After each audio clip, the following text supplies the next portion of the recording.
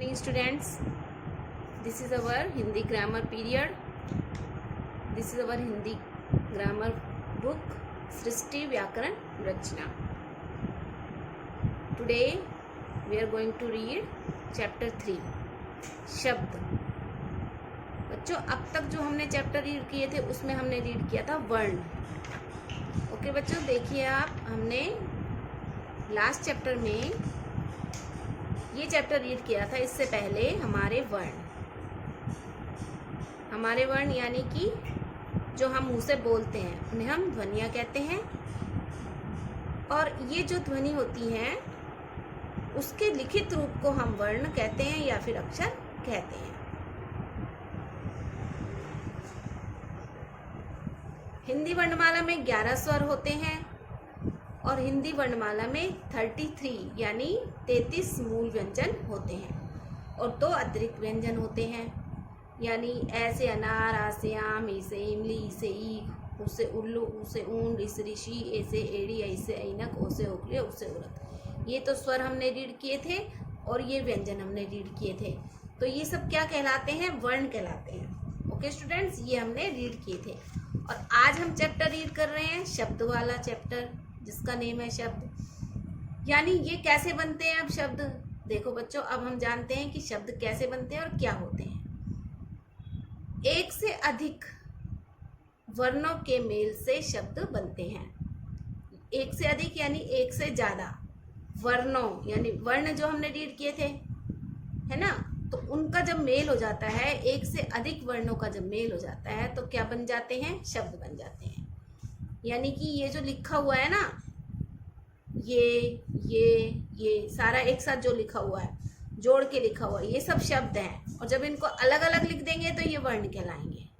Okay, और इन पर मात्रा लगा देते हैं. ठीक है, मात्रा लगा कर बोलते हैं तो पूरा एक सेंटेंस बन जाता है. तो बच्चों, हम ये जानते हैं कि एक से अधिक वर्णों के मेल से शब्द बनते हैं. हर शब्द का एक अर्थ होता है और जो भी शब्द होता है उस शब्द का जरूर कोई ना कोई अर्थ होता है. जैसे कि ये जो पिक्चर बनी हुई है, इनको हम रीड करके देखते हैं. घोड़ा है, ये घोड़ा, तो घ पे कौन सी मात्रा लग रही है? घो बोला है हमने, घो, तो क्या आवाज आई? ओ की आवाज आई.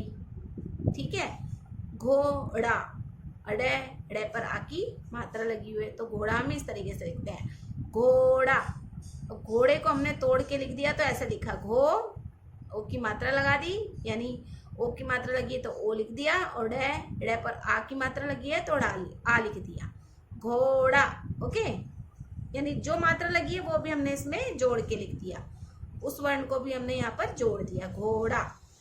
कमल, क, आ की आवाज आ गई, म, आ की आवाज आ गई, ल, आ की आवाज आ गई, तो ये बन गया कमल. ओके. शेर, श पे एक ही मात्रा लगाई, शे. देखो यहाँ पर श पर एक ही मात्रा लगी हुई है, शे. र पर आ की आवाज आ गई, शेर. ओके स्टूडेंट्स, देखिए आप, घोड़ा, कमल, शेर. अब देखो ये है शलजम, श, आ की आवाज आ गई, ला, आ की आवाज आ गई, ज, आ की आवाज आ गई, म, आ की आवाज आ गई, शलजम. ओके स्टूडेंट्स, हमने इस तरीके से जोड़ के ये शब्द बना दिए. यानी जब हमने वर्ण जोड़ दिए तो ये वर्णों का मेल हो गया. जोड़ दिया यानी मेल हो गया, इनका मिलान हो गया एक साथ, है ना. जब हमने शब्द वर्ण जोड़ के लिख दिए तो एक शब्द हमारे लिए तैयार हो गया. ये शब्द हैं, ये सारे शब्द हैं, कमल, शेर, शलजम और घोड़ा. और ये अगर हमने इनको इस तरीके से तोड़ के लिख के बताया है तो ये वर्ण है, वर्णों का मेल है. ओके, ऊपर दिए गए सभी शब्द वर्णों से मिलकर बने हैं. ये जो सारे शब्द हैं ये सब वर्णों से मिलकर बने हैं. सही शब्द लिखने के लिए वर्णों का सही जगह पर प्रयोग करना जरूरी है. यानी कि सही जगह सही शब्द बनाने हैं, अगर हमें सही शब्द का सही जगह पर प्रयोग करना है तो हम वर्णों को भी सही जगह पर लिखेंगे. अगर हम गलत सलत लिख देंगे तो वर्ड भी जो है, हमारा शब्द भी है, वो गलत ही बन जाएगा. अगर हम गलत लिखें तो गलत बनेगा, सही लिखेंगे तो सही बनेगा. जैसे कि कमल लिखना है हमें, कमल, अगर मैं ऐसे ना लिखूं, ऐसे लिख दूं कमल की जगह पर ल, कम, लकम, तो इसको हम कमल कैसे बोल देंगे? ये तो लकम हो गया.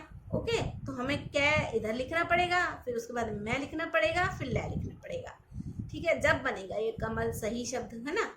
शेर, शेर के स्थान पर हम ऐसे उसको उल्टा करके लिख दें रशे रशे, तो ये शब्द सही नहीं है, इसलिए इसका कोई अर्थ ही नहीं निकल। रशे रशे क्या होता है? रशे तो कोई जानवर ही नहीं होता, शेर होता है। तो हमें ऐसे लिखना पड़ेगा शेर शेर, तो इनका कोई अर्थ नहीं होता। यानी जो गलत शब्द लिख देंगे तो इनका कोई अर्थ ही नहीं होगा, और सही शब्द लिख देंगे, सही वर्ण लिखेंगे सही जगह पर, तो सही शब्द बनेगा और इनका अर्थ भी निकलेगा।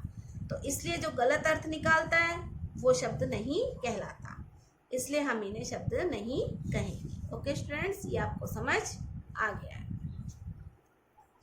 नेक्स्ट टॉपिक, शब्द बनाने के लिए वर्णों का सही स्थान पर होना आवश्यक होता है। जैसा कि मैंने आपको बताया है, इसी से शब्द का अर्थ समझ में आता है। अगर गलत लिख देंगे, वर्णों का सही जगह पर उसको सही जगह पर नहीं लगाएंगे हम वर्ण को, तो वो सही अर्थ नहीं देगा। इट मीन्स वो शब्द ही नहीं है। हमने क्या सीखा इस चैप्टर से? वर्णों के मेल से शब्द बनते हैं।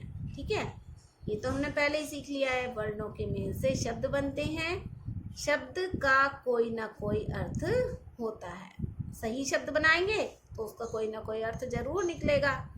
अगर गलत शब्द बना देंगे, जैसे लकम बना दिया मैंने, लकम तो कुछ होता ही नहीं है। ओके, नेक्स्ट है, शब्द बनाने के लिए वर्णों का सही स्थान पर होना आवश्यक होता है।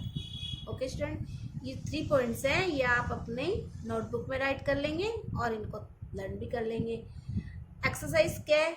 सही उत्तर के सामने सही का चिन्ह लगाइए। वर्णों के सही मेल से बनता है वाक्य, मात्रा या शब्द। सेकंड है, शब्द का अर्थ है। शब्द का अर्थ होता है, नहीं होता है या मात्रा है? तो शब्द का तो अर्थ होता है, तो हम होता है पर टिक लगाएंगे। ओके स्टूडेंट्स, हमने सीखा ये 3 पॉइंट्स और क्या एक्सरसाइज, ये आप अपनी नोटबुक में राइट करेंगे और इनको लर्न करेंगे। थैंक यू स्टूडेंट्स, आपको चैप्टर भी रीड करना है। Okay, have